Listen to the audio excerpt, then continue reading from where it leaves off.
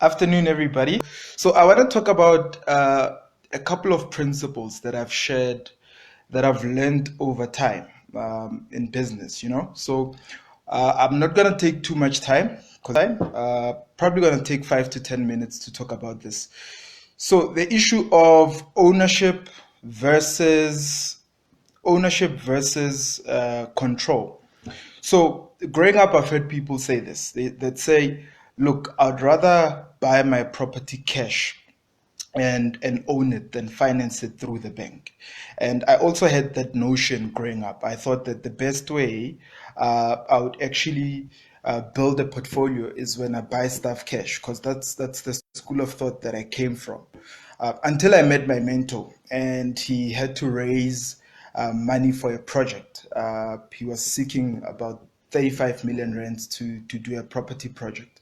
And me being me, I asked him and I said to him, "Look, what's the reason why you are not buying doing this project cash? Because you do have the money to do so." So he looked at me and said, "Look, Witness, I do have the money to do the project cash, but it would be the most stupid thing to do that. What I would teach you is this. Say, for instance, somebody has got 2 million rands, right? And they want to purchase a property. What I would advise them is, instead of taking 2 million rands and buying one property for investment, rather take the 2 million rands, spread it over 10 properties, buy 10 properties through finance, and pay 200,000 rands deposit for each of the properties. So person one would buy the property cash. Person two would spread the investment over 10 properties. So now the difference between the two people is that one owns the property, the other one doesn't own all the other properties that he's bought cash. But the difference, though, is in terms of the cash flow that one receives from the properties, there would be a difference. The guy that has bought his property cash and owns it would have the bragging rights to say, "Look, I own a property and I bought it cash." And the other guy who has 10 properties would not have those bragging rights, but he would have access to 10 people paying him rental, or 10 tenants paying him rental on those 10 properties, whereas the other person would only be receiving rental from one person. So how does this work? Think of it this way. Say, for instance, 2, 3 years from there, the properties, all 11 of them, the guy who has one property, his property grows in value to 2.5 million. The other guy as well, who has 10 properties, his properties grow in value from 2 million to 2.5 million. The first guy would make only 500,000 rands from his property investment. The second guy would make 5 million from his property investment, because his 2.5 million rands properties would move from 2 million to 2.5. You times that by 10, that's 500,000 rands per property. So it means this guy is going to be making 5 million rands from his property investment. But when you look at the amount of money invested in those properties, is actually the same amount of money. Two people, different types of mindsets, same amount of money, different types of income received from their properties. Why? One person believes that they would rather own it. The other person believes that they would rather finance it and receive income from 10 different properties instead of one.